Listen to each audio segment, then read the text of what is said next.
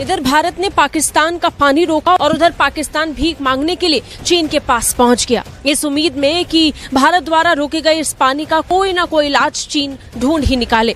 पाकिस्तान का पानी बंद करने की कोशिश और पानी बंद करने की धमकी देना, ये भी एक्ट ऑफ वॉर है। और अब जब इंडिया ने इसको यूनिलैटरली सस्पेंड कर दिया है, तो ये सिर्फ उसने वर्ल्ड बैंक के खिलाफ ऐलान जंग नहीं किया, उसने अमेरिका के खिलाफ ऐलान जंग। दरअसल चीन ने पाकिस्तान के एक बड़े बांध पर काम करना और तेजी के साथ शुरू कर दिया है। यूं तो ये बांध 2019 से बन रहा है, जो अब तक पूरा नहीं हुआ। अगर आप पाकिस्तानी जनरल हैं या पाकिस्तानी स्ट्रेटेजिक कम्युनिटी है, तो आपकी फट जानी चाहिए, बिकॉज आपने सिर्फ 1 घंटा अच्छा परफॉर्मेंस किया है चार दिन में। हिंदुस्तान अपने आप को बहुत बड़ी जमहूरियत कहलाता था, उसकी कलई खुल गई पूरी दुनिया में। जमहूरियत नाम की कोई चीज नहीं है। ईसाइयों के साथ, सिखों के साथ, मुसलमानों के साथ जो जुल्म वहां पे रवा रखा जा रहा है, वो दुनिया के किसी और मुल्क में नहीं। एक दूसरा, उसका झूठ एक्सपोज हुआ है पहलगाम के बाद। लेकिन ये याद रखिए कि जो इधर उधर जाके दूसरों के लिए जो सांप आप छोड़ते हैं, वो कभी ना कभी जाकर आपको खुद को भी डसता है। तो ये पाकिस्तान ने रिस्ट्रेंट किया है, लेकिन ये जो न्यू नॉर्मल है, आपको नहीं लगता कि ये प्रोवोक किया जा रहा है पाकिस्तान को कि पाकिस्तान भी जंग में हिस्सा बने, करे कुछ? See, this was not a war between Pakistan and India. This was a war between India and China. Bharat और पाकिस्तान के बीच 1960 में विश्व बैंक की मध्यस्थता से हुई एक ऐतिहासिक जल समझौता है। इस संधि के तहत भारत को 3 पूर्वी नदियां रावी, ब्यास और सतलुज, जबकि पाकिस्तान को 3 पश्चिमी नदियां सिंधु, झेलम और चिनाब का नियंत्रण दिया गया था। ये संधि दोनों देशों के बीच जल बंटवारे की एक स्थायी व्यवस्था मानी जाती रही है। भारत ने अप्रैल 2025 में जम्मू कश्मीर के पहलगाम में हुए आतंकवादी हमले, जिसमें 26 लोगों की मृत्यु हुई, के बाद सिंधु जल संधि को निलंबित करने का निर्णय लिया। भारत ने पाकिस्तान पर इस हमले के पीछे होने का आरोप लगाया, जिसे पाकिस्तान ने खारिज कर दिया। भारत का कहना है कि पाकिस्तान ने संधि की सद्भावना और मित्रता की भावना का उल्लंघन किया है, जो संधि की प्रस्तावना में निहित है। इसके अतिरिक्त भारत ने अंतर्राष्ट्रीय कानून के तहत परिस्थितियों में मौलिक परिवर्तन, फंडामेंटल चेंज ऑफ सर्कमस्टेंसेस का हवाला देते हुए संधि को निलंबित किया है, जो वियना संधि कानून सम्मेलन Vienna convention on the law of treaties के अनुच्छेद 62 के तहत मान्य है। हालांकि भारत इस सम्मेलन का पक्षकार नहीं है, लेकिन ये सिद्धांत अंतर्राष्ट्रीय प्रथागत कानून का हिस्सा माना जाता है। भारत के इस कदम के बाद पाकिस्तान ने इसे युद्ध की कार्यवाही के रूप में देखा और चेतावनी दी कि यदि भारत ने साझा नदियों के जल प्रवाह को बाधित किया, तो ये गंभीर परिणाम ला सकता है। पाकिस्तान ने विश्व बैंक के सीईओ अजय बंगा से मुलाकात किया, जो इस संधि का मध्यस्थ रहा है, ताकि वह भारत के इस निर्णय के खिलाफ हस्तक्षेप करे। हालांकि विश्व बैंक ने स्पष्ट किया कि उसकी भूमिका केवल एक मध्यस्थ की है और वह इस विवाद में हस्तक्षेप नहीं करेगा। पाकिस्तान के द्वारा वर्ल्ड बैंक और अमेरिका को भारत का गुलाम बताया गया, जिससे अमेरिका के प्रेसिडेंट डोनाल्ड ट्रंप ने भारत से आने वाले सेब के इंपोर्ट को रोक दिया। इसके साथ ही अमेरिका से भारतीयों के द्वारा भेजे जाने वाले रेमिटेंस पर भी 5% का टैक्स लगा दिया। दोस्तों, आइए पाकिस्तान के मीडिया में इस पर क्या चर्चा हो रही है उसे देखते हैं। कि इंडिया के अंदर से ये बातें आ रही हैं कि अमेरिका पाकिस्तान के साथ मिल गया है, रशिया क्यों नहीं बोला। इजरायली एम्बेसडर जो इंडिया के अंदर है, उन्होंने स्टेटमेंट दी, लेकिन इजरायली फॉरेन ऑफिस ने कोई स्टेटमेंट नहीं दी। यूरोप नहीं बोला। ये अब इस सारे को अब आप देखें कि इंडिया ने तमाम अपने पार्लियामेंटेरियंस को भेजने लगे हैं। अमूमन तो नरेंद्र मोदी साहब पार्लियामेंट को इतनी लंबी चौड़ी लिफ्ट नहीं कराते। आप कैसे देखते हैं इंडियन फॉरेन पॉलिसी को, ये पोस्ट, ये जो ऑपरेशन सिंदूर जिसे आप कह लें चलें, इस क्राइसिस, ये इसके बाद आप क्या देखते हैं, क्या हो रहा है India, where does India stand, और इंडिया की फॉरेन पॉलिसी, इंडिया की पावर कैसे देखते हैं डॉक्टर साहब? तो ये जो ऑपरेशन सिंदूर हुआ है, उसमें इंडिया के 2-3 चीज़ें एक्सपोज हो गई। एक ये कि ठीक है, आई थिंक कि इंडिया की एयरफोर्स में उतना बाइट नहीं है जितना लोग एक्सपेक्ट कर रहे थे। बट व्हाट वाज इट कि जिस तरह से चाइना पाकिस्तान के साथ खड़ा रहा, अमेरिका इंडिया के साथ नहीं खड़ा रहा।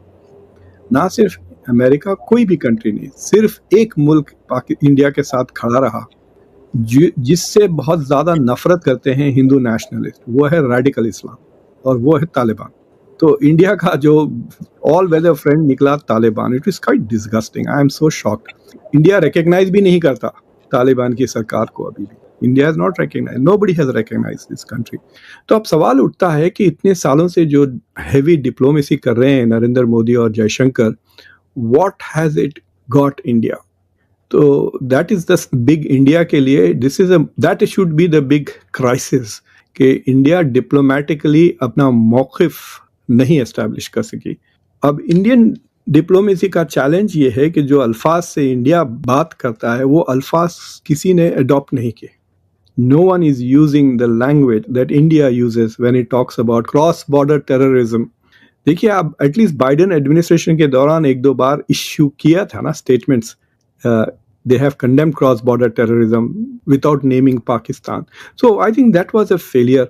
और आई थिंक उसका सबसे बड़ा रीज़न ये था कि इंडिया ने पहलगाम को पाकिस्तान से कनेक्ट करते हुए कुछ भी एविडेंस इंटरनेशनल कम्युनिटी को नहीं दिया।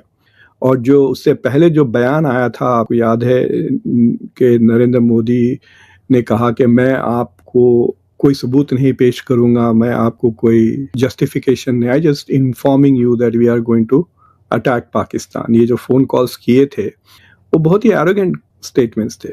तो अब फिर रोने की ज़रूरत नहीं है। If you don't care for their opinion, you didn't get their opinion, their support. आपने सीख नहीं किया उनकी सपोर्ट, अब कर रहे हैं।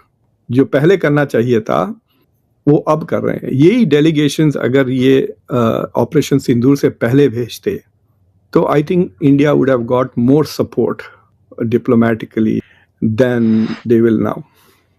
बिल्कुल डॉक्टर साहब, आपकी बात तो सही है कि इंडिया को ज़्यादा सपोर्ट मिलती ये जो डेलीगेशन अब भेज रहे हैं, ये अगर पहले भेजते, लेकिन उस वक्त ये था कि इंडिया का पॉइंट ऑफ व्यू था कि हम किससे पूछें और क्यों पूछें और कौन होता है जो हमें जो है वो करने वाला। तो वो तो मैं आपकी बात को समझता हूँ। आपको नहीं लगता कि ये प्रोवोक किया जा रहा है पाकिस्तान को कि पाकिस्तान भी जंग में हिस्सा बने, करे कुछ? आपको मुबारक, लेकिन इसके साथ साथ मैं पूरी हिंदुस्तानी कौम से मुखातिब सबसे पहले कि देखिए, पहली बात तो यह है कि आप 1 अरब 40 करोड़ हैं और भूख नंग से आप गुजर रहे हैं।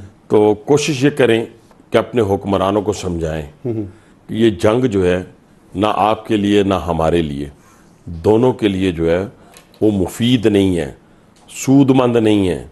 लेकिन अगर आप जब फैसला कर लेते हैं, आपके हुक्मरान और हुक्मरानों ने ये फैसला किया कि पाकिस्तान को तरनवाला साहब सोचा, तो फिर जो उनका हशर हुआ वो पूरी दुनिया ने एक्नॉलेज किया। मैं नहीं कह रहा, पूरी दुनिया कह रही है। अच्छा, मैं आपकी कथा कलामी की माफ़ी चाहता हूँ, लेकिन इस तरह की बातें हम बहुत दिनों से सुन रहे हैं। आप मुझे वो लम्हात बताएं जब पाकिस्तान पर हमला हुआ, ऑपरेशन बुनियानुल मरसूस शुरू हुआ, फजर से थोड़ा तहज्जुद का वक्त था, तहज्जुद के वक्त पे जब मैं थोड़ा सा मुझे थोड़ी सी मेहरबानी करें मेरी ज़ात पे।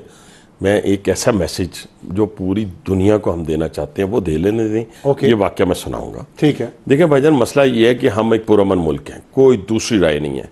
और इसका जो साबित हमने किया है पूरी दुनिया के सामने, हिंदुस्तान अपने आप को बहुत बड़ी जमहूरियत कहलाता था, उसकी कलई खुल गई पूरी दुनिया में। जमहूरियत नाम की कोई चीज़ नहीं है। ईसाइयों के साथ, सिखों के साथ, मुसलमानों के साथ जो जुल्म वहाँ पे रवा रखा जा रहा है वो दुनिया के किसी और मुल्क में नहीं है। एक दूसरा, उसका झूठ एक्सपोज हुआ है पहलगाम के बाद। वो दुनिया को साबित नहीं कर सका कि पाकिस्तान जो है वो टेररिस्ट है या उसके टेररिस्ट अटैक में उसका हाथ है। ये 2 चीज़ें, और इसमें क्रेडिट जाता है पाकिस्तानी हुकूमत को, वज़ीर आज़म पाकिस्तान को, चीफ ऑफ आर्मी स्टाफ को, डिप्टी प्राइम मिनिस्टर को, सबको जाता है। अब आ जाएँ कि उसने 6 और 7 की दरमियानी रात को जब पाकिस्तान पे हमला किया, और ये हमला पहली दफ़ा नहीं किया अफसार भाई, रात की तारीकी में, ये 3री 4थी दफ़ा हुआ। और रात की तारीकी में ही करता है दुश्मन हमला। पिंडी में ही थे? मैं पिंडी में घर में सोया हुआ था। अच्छा, ठीक है जी।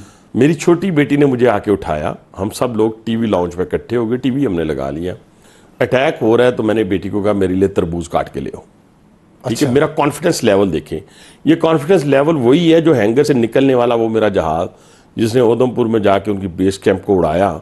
ये कैसे हमें मालूम था? हमारा कॉन्फिडेंस था ना। फिर अपनी बाउंड्री में रह के हमने उनके 5 तैयारे गिराए, 5 जहाज। पिंडी में लोग निकले हैं उस। फिर उसके बाद ये दूसरा वाक्य, जरा लोगों को जरा क्लियर क्रिस्टल पहले, ये पहला वाक्य है। मुझे कॉन्फिडेंट था, मैं बड़ा कॉन्फिडेंस था मुझे कि मैं हर सूरत ये जंग जीतूंगा।